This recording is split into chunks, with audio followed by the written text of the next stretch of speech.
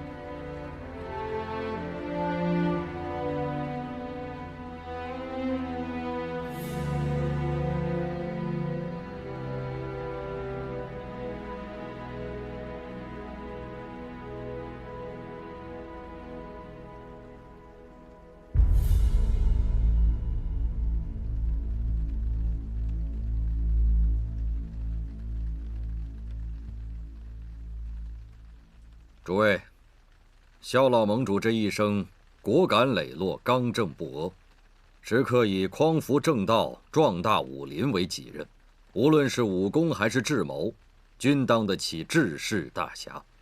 而今天，果敢磊落，治世大侠，下！何人敢在此造次？不得污蔑盟主声誉！哼，一群虚伪至极的宵小之辈。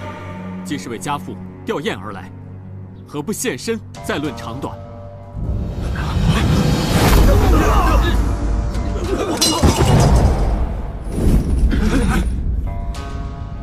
吊唁，哼！少庄主真是会说话。你还活着？隐山派，李建陵。各位掌门好记性，大家都别来无恙。既是故人，有什么误会就当面说。李掌门为何口出恶言，污蔑先父与众掌门？少庄主还真是和年轻时候的萧元一模一样，生就了一副好皮相。可惜都是一副令人作呕的大侠做派。你别添乱，少盟主可以应付这个场面。李兄，既然你还活着，为何不回来找我们呢？我早已经是个死人了。今天之所以死而复活，就是见不得萧元被当作仁义大侠传颂。他就是一个背信弃义的小人。一派胡言！少庄主，这是练就了凤鸣刀的最后一式了。那萧元死前是不是把玄冰石给了你？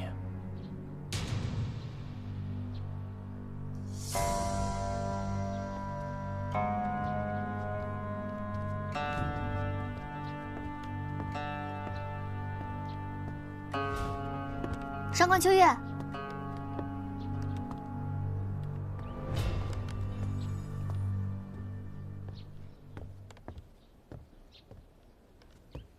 叫哥哥。果然是你。你来干什么？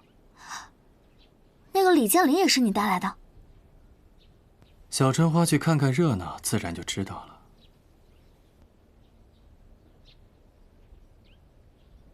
他们都说，萧盟主是你害死的。我只不过是将一些陈旧的真相大白于世罢了。我知道不是，因为我看到他把药给倒了。所以你跟萧盟主到底是什么关系啊？把药倒了，有意思。不过我跟萧盟主没关系，可可什么时候骗过你？我都快被你骗得团团转了。妹妹既然好奇，为什么不自己去听听呢？松开，要是让别人看见多不好。怕什么？现在凤鸣山中的所有注意力都在大厅上。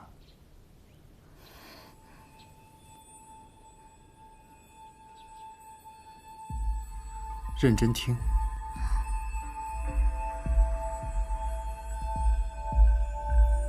父亲确实给我一块晶石，但并非玄冰石。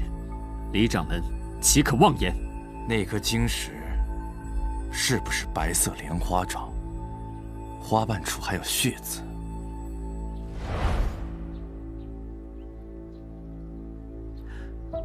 你为何得知？那是父亲的友人所赠。友人？慧儿把玄冰石给了萧元，助他练成凤鸣刀，成为武林盟主，复印儿子。如今却只落得个友人的称谓。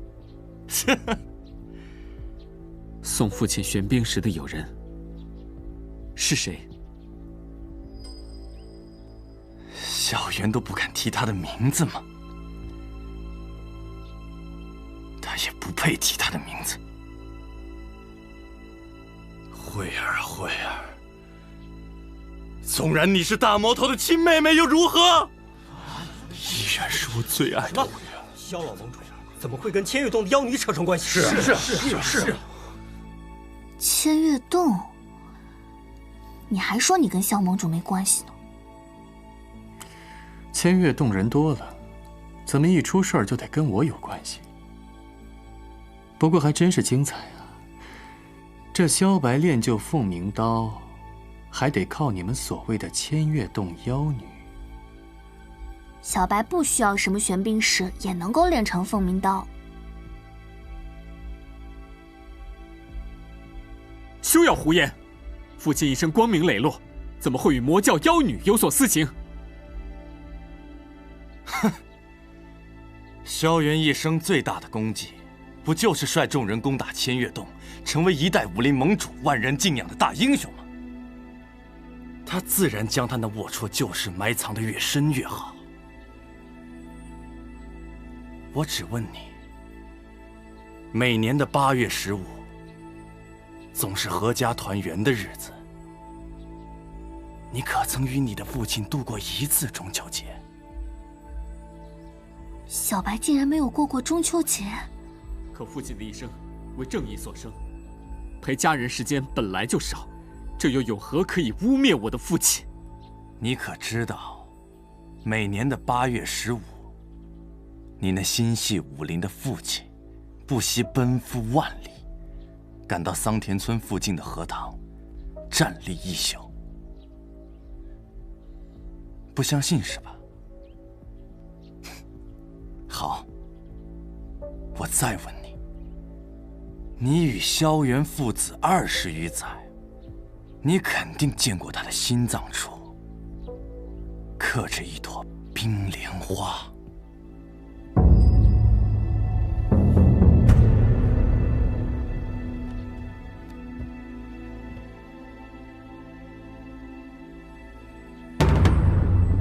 当年情形，李掌门不必闪烁其词，不妨当众告知。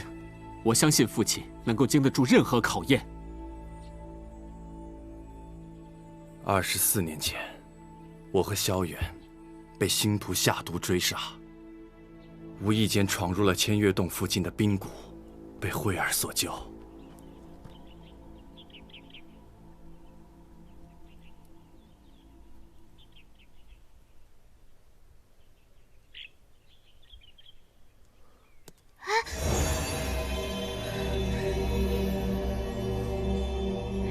冰才喜欢他。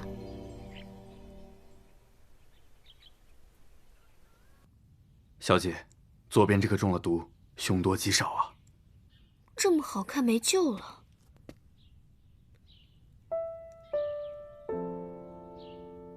果然漂亮的东西，在冰谷都活不了，莲花也活不了。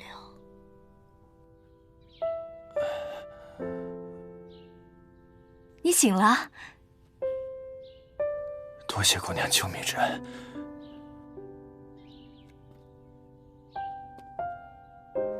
救不了了，他中了毒，活不成了。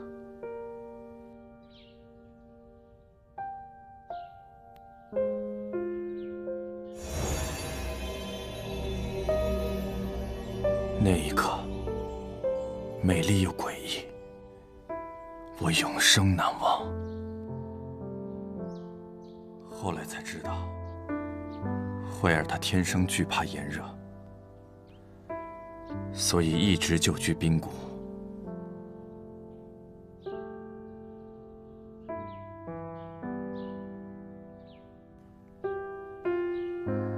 这睫毛可真长啊！哎，我的冰蚕珠！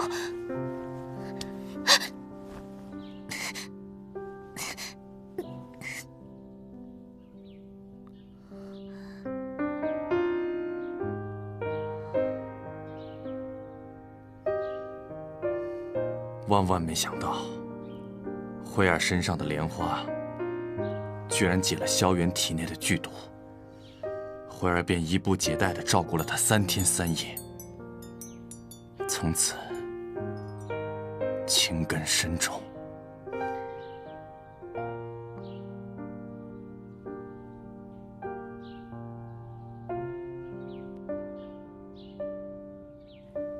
现在你也有朵莲花了。萧元终于醒了。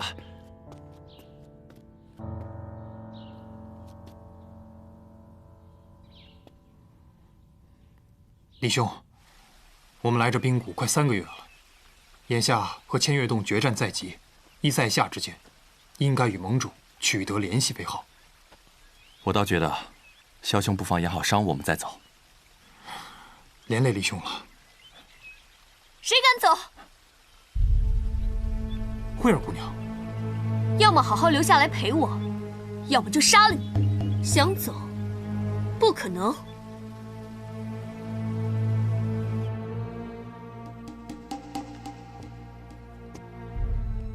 你不觉得你跟上官慧很像吗？哪儿像了？一样的以自我为中心。你看哥哥像他那么蠢吗？上官慧，上官秋月，你们一定有关系。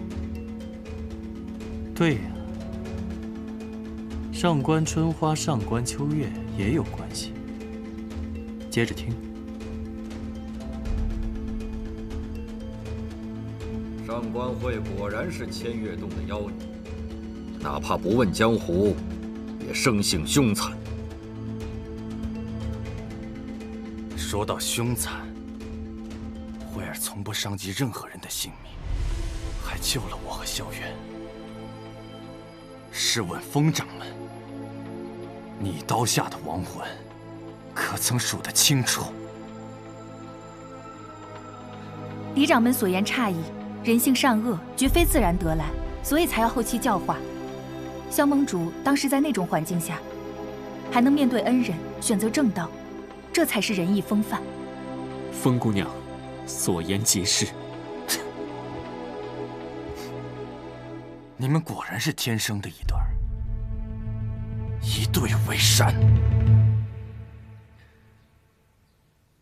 听见了吗？天生一对，你也是这么想吗？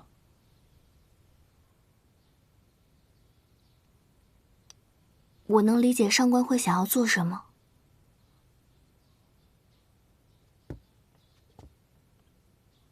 不过我也赞成，生命贵重，需要教化。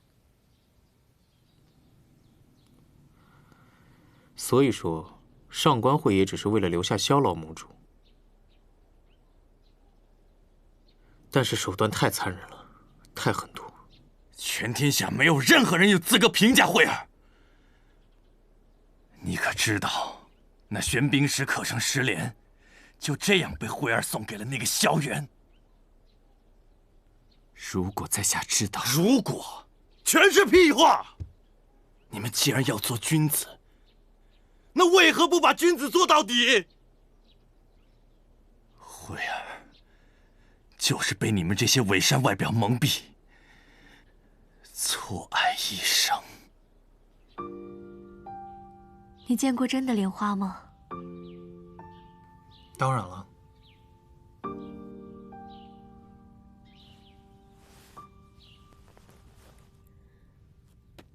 可我就没有，我的身体只能住在这奇寒的冰谷里。有一次，我偷偷跑出去，远远的只看到了碧波连天。后来哥哥把这冰残坠雕刻成莲花的样子。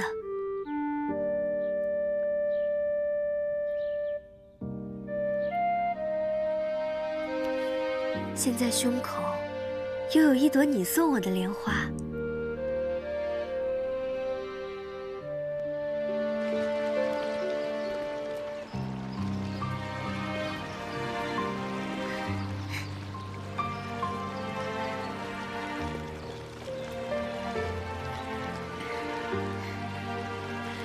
在我的家乡，中秋是一家团圆的日子。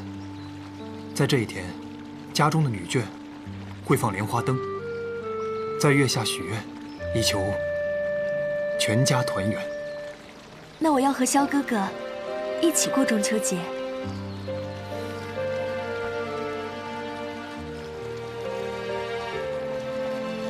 萧哥哥，你的心跳得好快啊！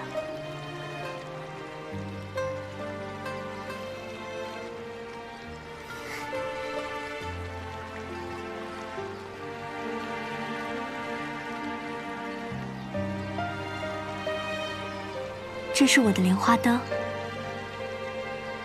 我的愿望是，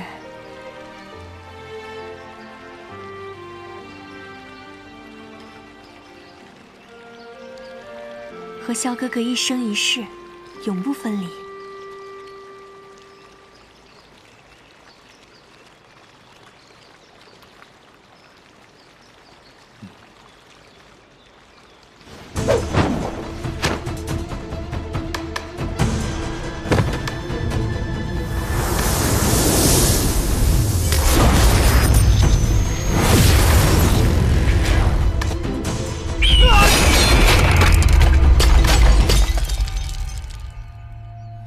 没想到，玄冰石和萧家心法合二为一，助萧元练就了武功绝学。慧儿，慧儿，我练成凤鸣刀法最后一式了。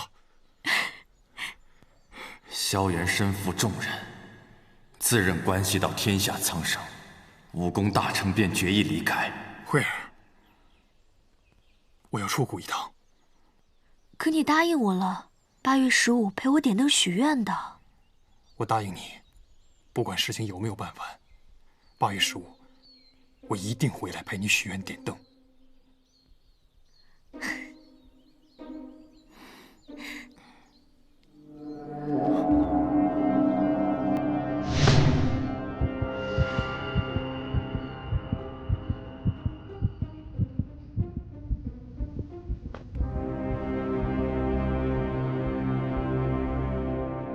萧哥哥，你的心跳得好快啊！凤鸣刀果然是人间至宝，能做到人刀合一。你大概都不知道吧？凤鸣刀除了在练就最后一式能发出萧萧凤鸣外，当它的主人遇到心动的人，也会发出心跳一般的声音。萧夫人可曾有听到过这种声音？小春花，萧白的凤鸣刀有没有对你响过？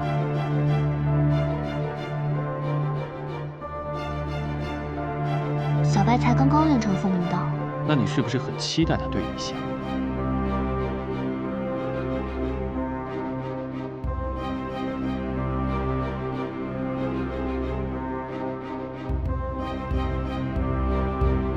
喂，你不想听了？你不想知道上官慧是怎么死的？被自己蠢死的。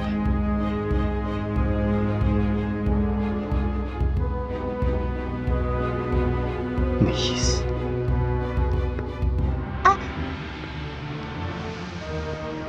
无论是玄冰石的功用，还是上官慧的身份，父亲都是事先不知道的。怪不得盟主的功力突然之间大涨，还练就了失传已久的凤鸣刀最后一式。记得当年他功力突然大增，却郁郁不欢。如今想来，当时这段孽缘，他当然不高兴了，因为很快他就知道了上官慧是谁。慧儿她是千月洞洞主的妹妹，你要是真爱慧儿，留下来，别再管白道和千月洞的恩怨。我知道8月15那天，萧远不会回来了。那一天，正是我们约定和千月洞决一死战的日子。只有这样，萧远才能当上下一任武林盟主。小姐快走！小姐快走！白道进宫，有星主背叛，洞主当场身亡。走，慧儿。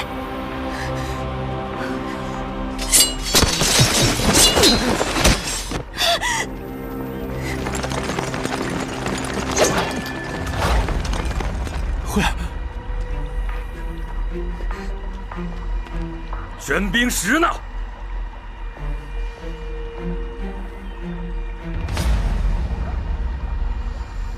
慧儿把玄冰石给了萧远，却害死了自己的亲哥哥。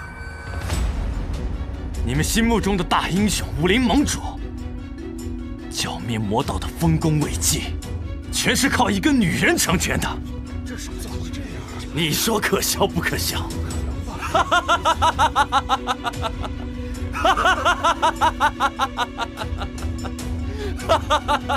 李兄，我们也去找过你，只是为时已晚。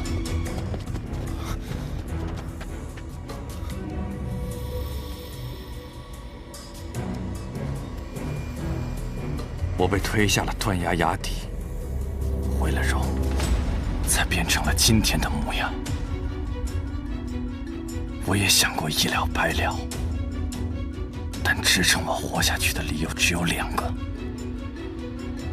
一个是救出备受凌辱的慧儿，还有一个就是让萧远身败名裂。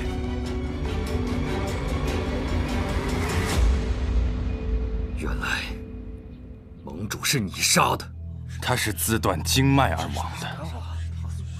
我原本给他下了玄冰毒，也让他体会下慧儿这些年来所受的痛苦。没想到这个懦夫竟然一死百了，真是便宜他了。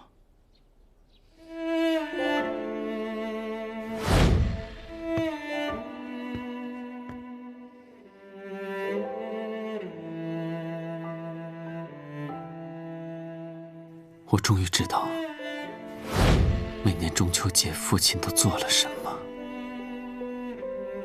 如今萧远已死，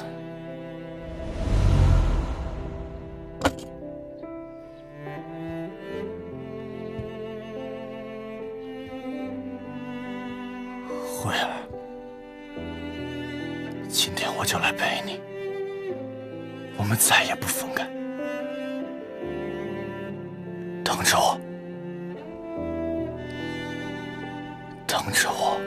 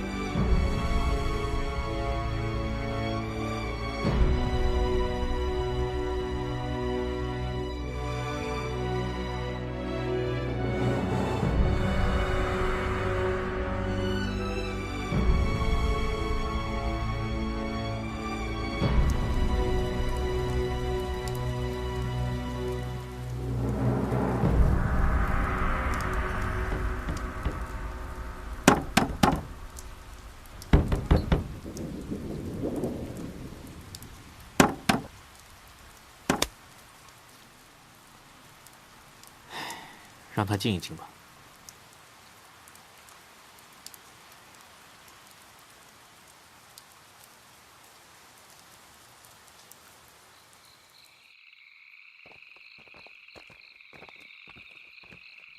没想到盟主还有这样一段往事。一将功成万骨枯。何人在此设下的残局？这就让人糊涂了，也不知道这是刚刚开局随手一摆，还是眼见残局难解，干脆打乱了棋子，弃局而去呢？这盘局倒很像今天的情形啊。怎么说？这一黑一白两枚棋子，就好比上官慧和萧老盟主，唯此二字相生相依，仿佛置身一场情局之中。对啊，如果没有他人的干扰，哪儿分什么黑白正邪？这两枚棋子便可以长长久久的相守下去。可既在局内，便无桃源。若是大波白子入局，这颗原本孤零零的白子，怎么还会忘记自己的身份，与黑子相安无事呢？当然可以忘记。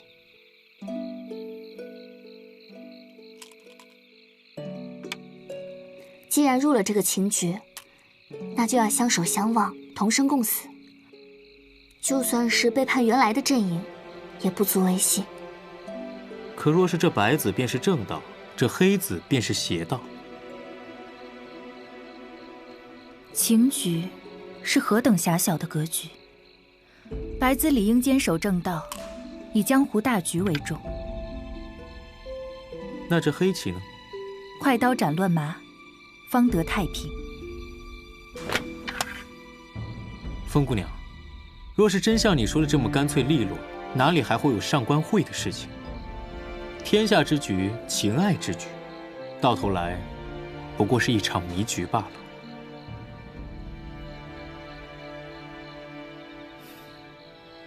也不知道上盟主会作何选择。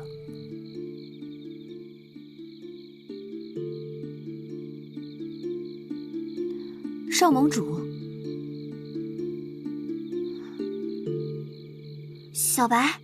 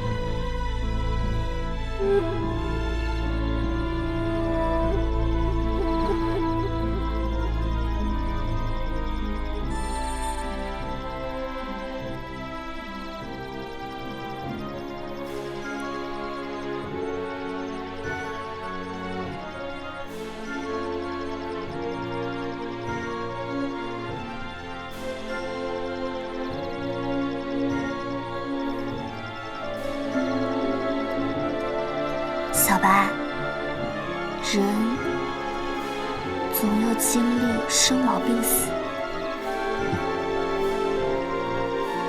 人总要品尝悲欢离合，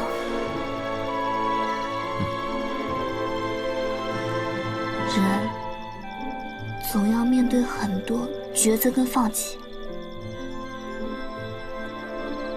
萧老盟主，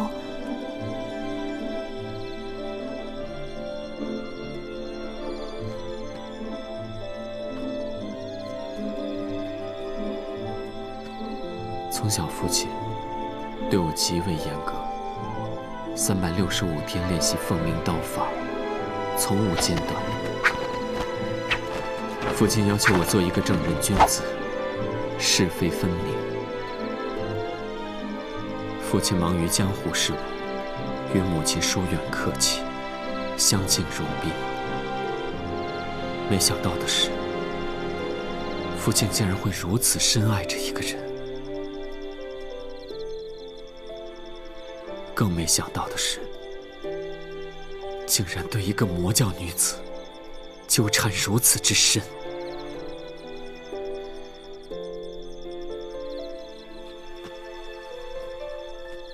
父亲在我心中一直是我的榜样。李建陵的话虽然很偏激，但父亲一世的威严，竟然建立在对一个魔教女子的辜负之上，甚至背叛，甚至利用。小白，感情是没有对错的。萧老盟主虽然是辜负了上官慧，但他没有辜负大侠之名。你的父亲依然是英雄。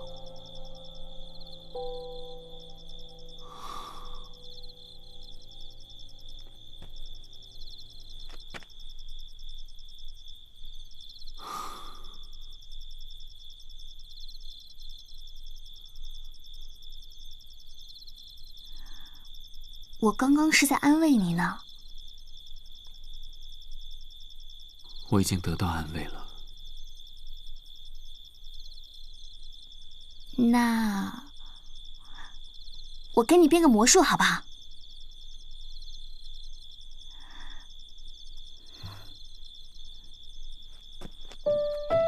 你看，那颗最亮的星星，看到了吗？那我摘下来送给你，好不好？星辰遥不可及，姑娘就别开玩笑了。姑娘在做什么？摘星星啊！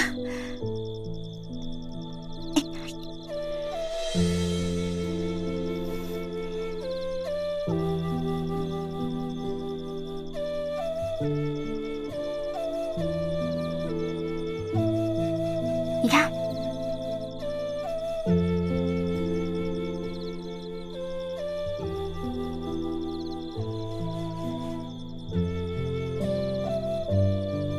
我想啊，萧老盟主虽然是有愧于上官慧，但他无愧于江湖。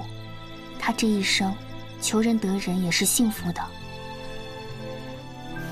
只希望我们这一代人不要像上一代人一样，会有这样两难的境遇。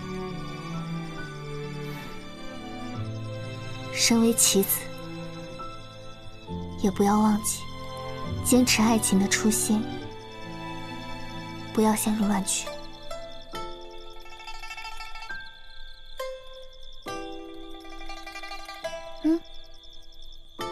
是不是很厉害？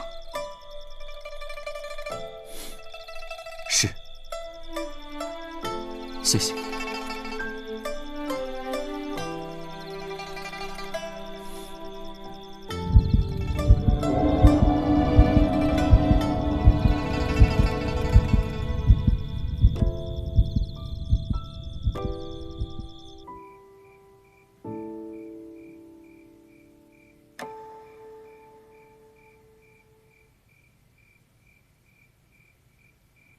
也不知道少盟主会作何选择。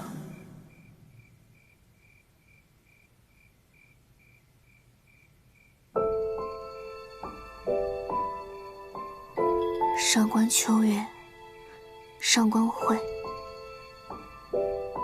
都是孤独的人。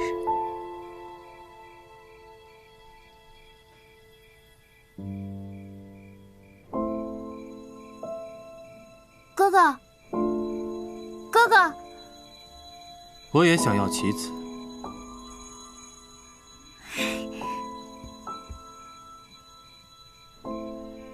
哥哥，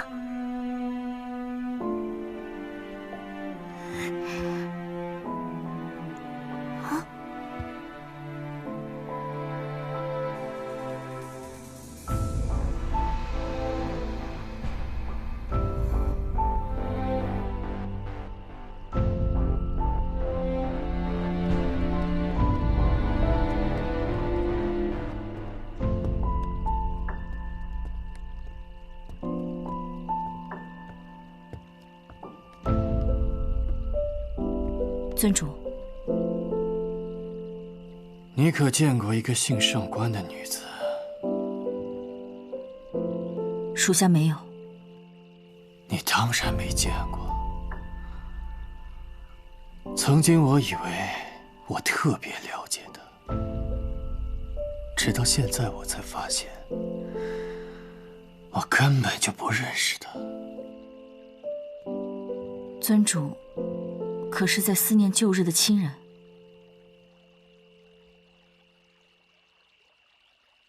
热情到引火烧身，天真到极尽愚蠢，像谁呢？你说，像谁呢？属下不敢说。不是不敢说，就是不知道。你要是像小春花就好了，她可是什么都敢说，什么都敢做。就像李建陵今天描述的那个她。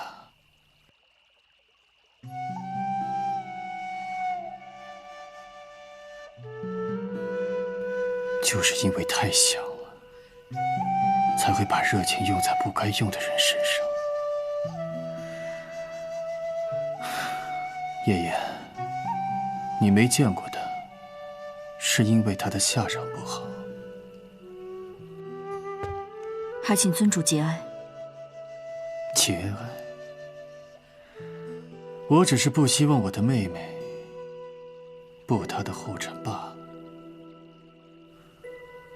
傻妹妹，你送她棋子，陪她观星，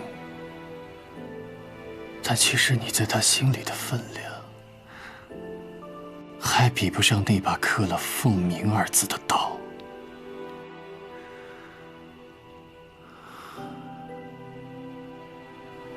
做了魔头的妹妹，难道都是这种结局吗？哥哥一定不会让它发生的。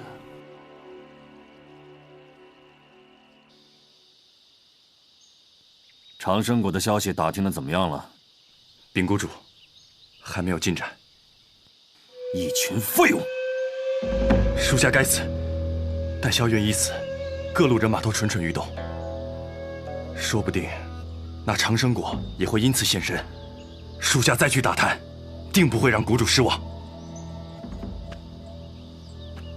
当年，南星河教主曾立下誓约：传奇谷和千月洞，谁先杀了武林盟主，便可统一星月教。可惜我为了长生果急于奔命，萧元之事，竟让一个无关之人抢了先。一个死人的誓约，你当活人还真会遵守不成吗？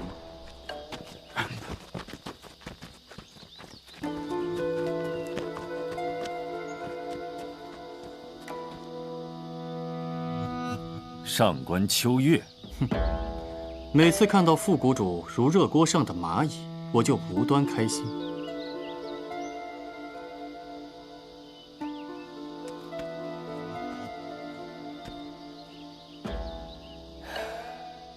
眼下，萧白还未站稳脚跟，正是千月洞和传奇谷联手的好时机。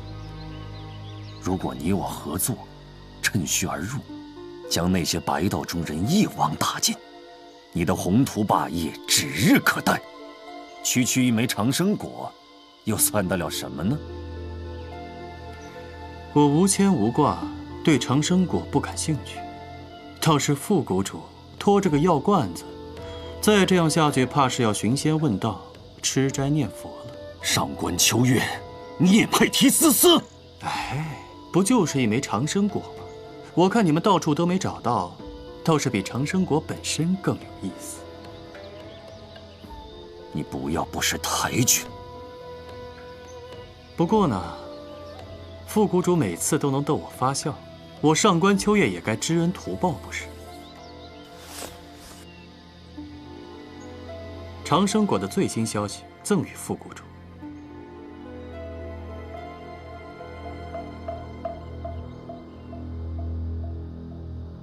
走。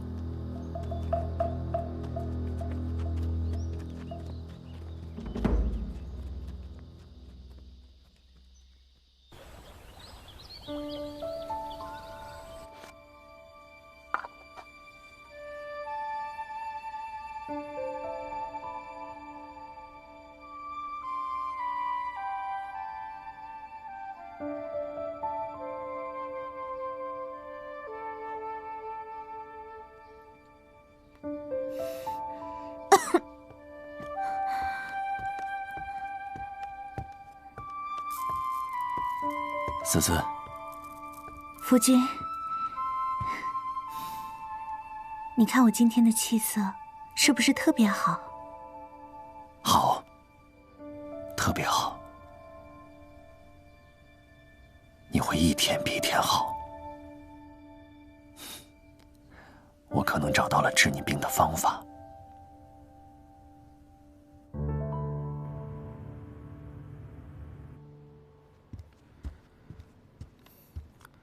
诸位，看看这个。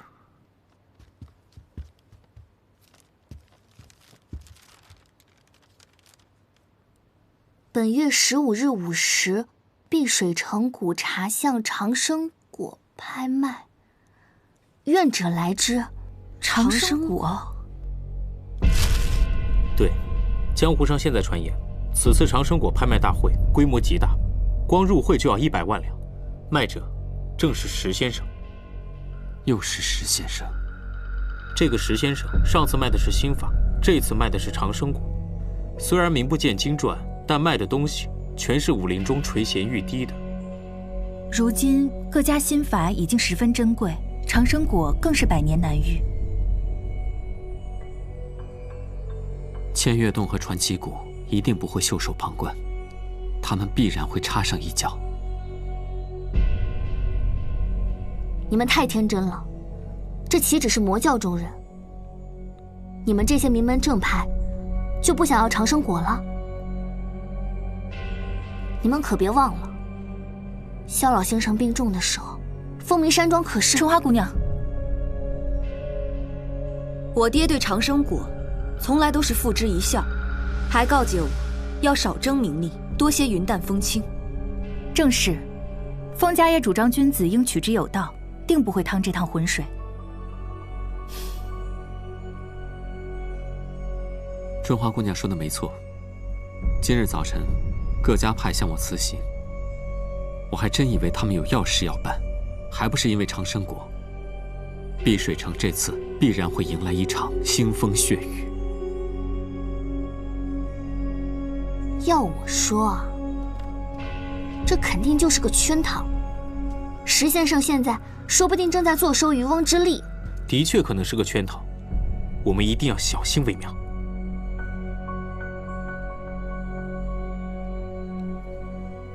这个石先生，他知道，就算这是个局，我凤鸣山庄也一定不会坐视不理。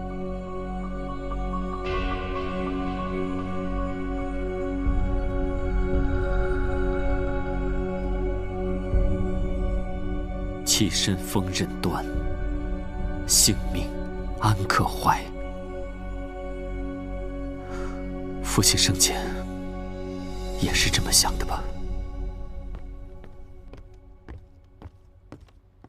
少盟主，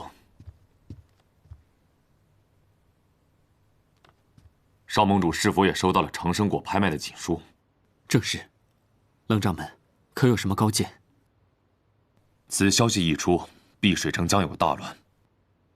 眼下盟主还未入土为安，少盟主自然要以家事为重。老夫可替少盟主先行一步，带些人手到碧水城，以防内乱。不知少盟主意下如何？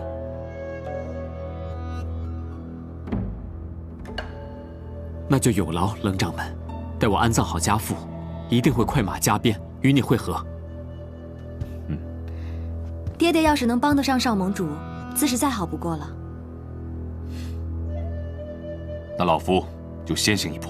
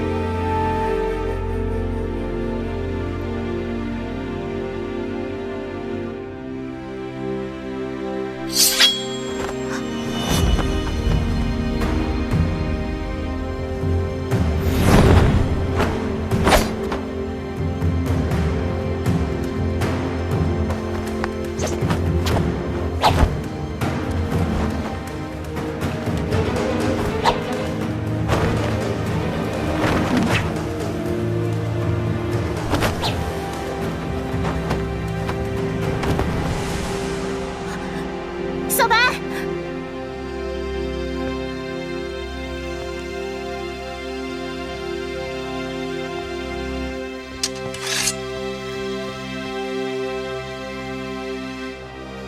春花姑娘，这么晚了，怎么还没睡？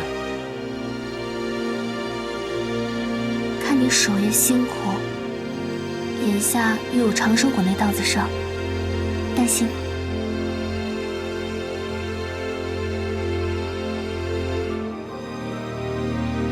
父亲说，习武之人，若逆水行舟，不进则退。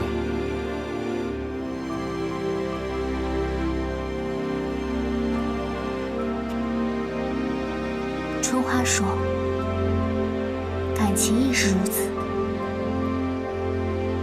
父亲说，以心怀天下之人，则有平定四海的能力，不然只是空谈。春花说，心里若是连一个女子都装不下，何谈天下？春花姑娘，小白，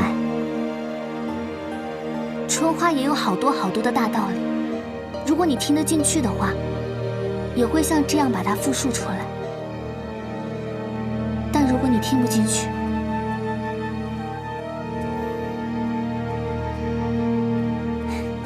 也没关系，至少想起我的时候，还是一只活灵活现的春花。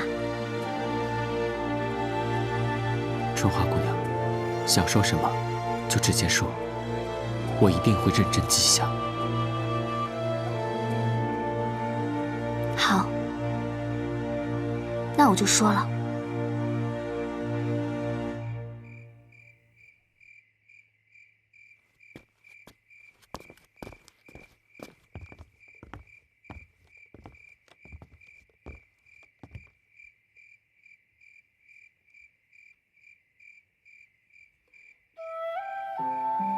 老盟主，你亲手栽培出来的儿子，玉壶丹心，义薄云天，而且还特别可爱。但春花想说，以仁义见天下而示众生，则不可不爱人、知人。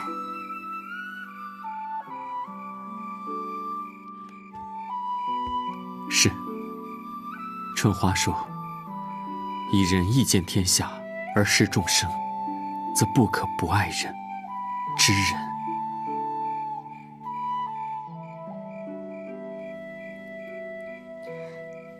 那我说的有没有道理？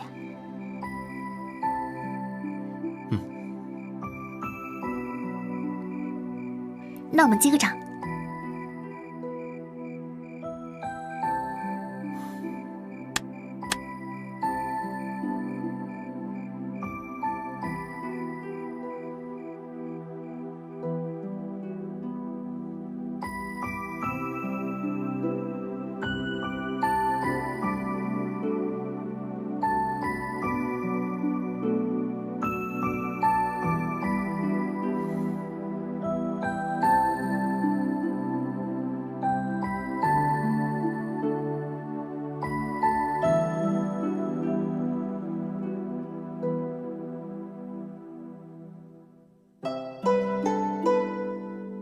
小白以后不要老是说父亲说父亲说，多想想春花怎么说，好吗？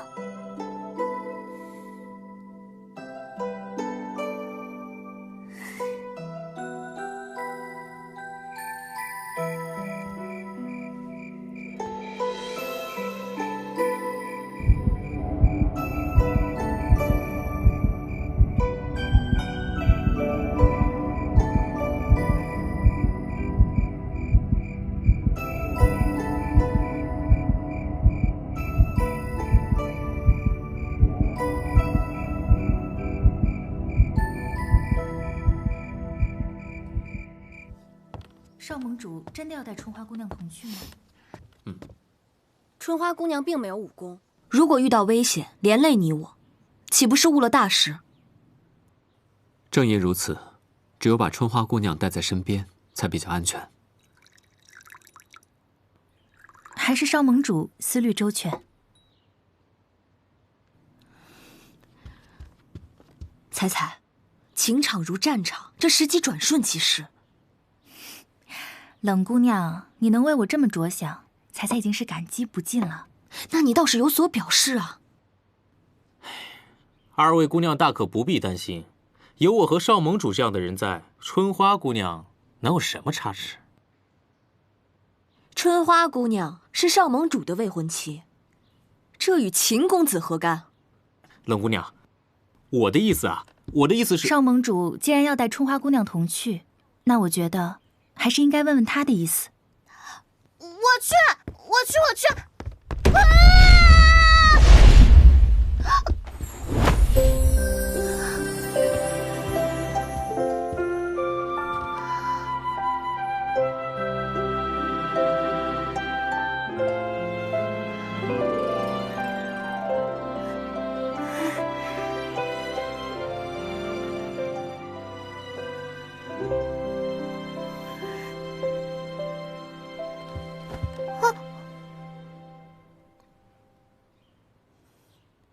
啊！我一定要跟小白一起去的。小白，你说对不对？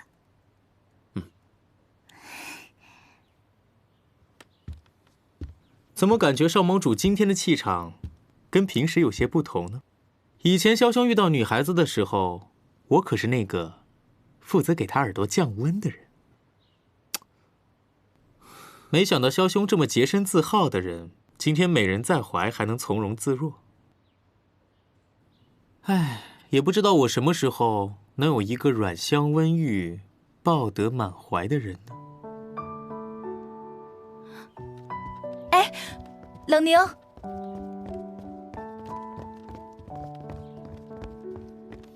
小白，我刚刚是不是做的太过火了？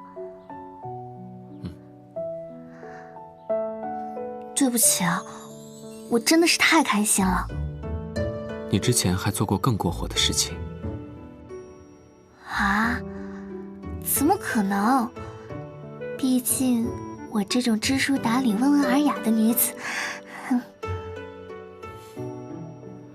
你还记得我们第一次见面吗？你还叫我相公。这是那个木头小白？不苟言笑，谦谦君子。出尘脱俗，没错，这还是我认识的那个小白。相公，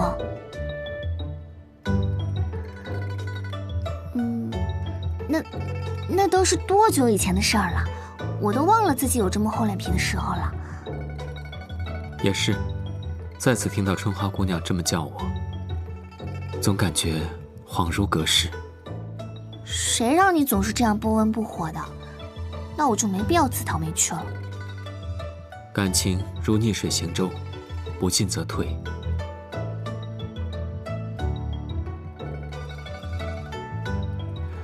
像我这艘笨船，以前只知道在修为的水面上下功夫，并没有想到也能在别的湖泊上前行。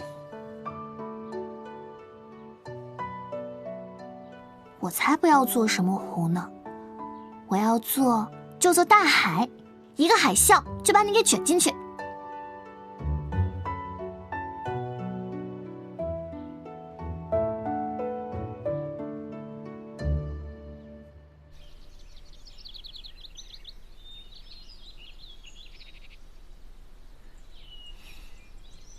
冷姑娘，冷姑娘，这个香包是我请西域绣娘精心缝制。里面有玫瑰香、佩兰，还有冰片，还以纯金线缝制，你肯定会喜欢的。怕不是金玉其外，败絮其中。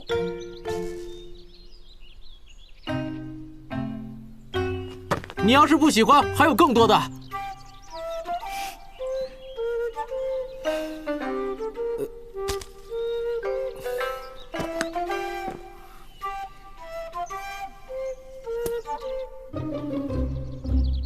冷姑娘，秦公子对你也是一往情深。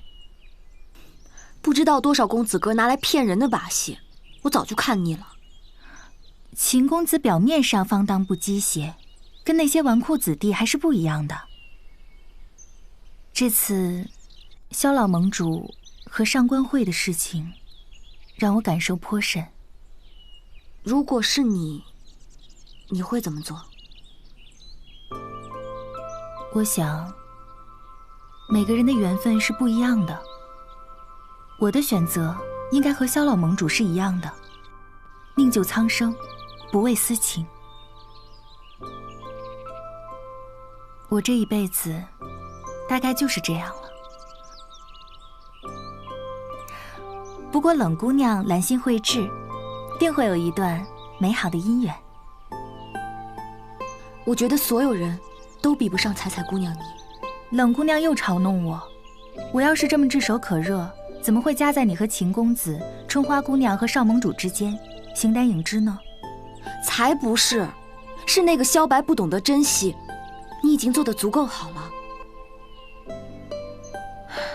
换作是我，都不知道该怎么体面退场。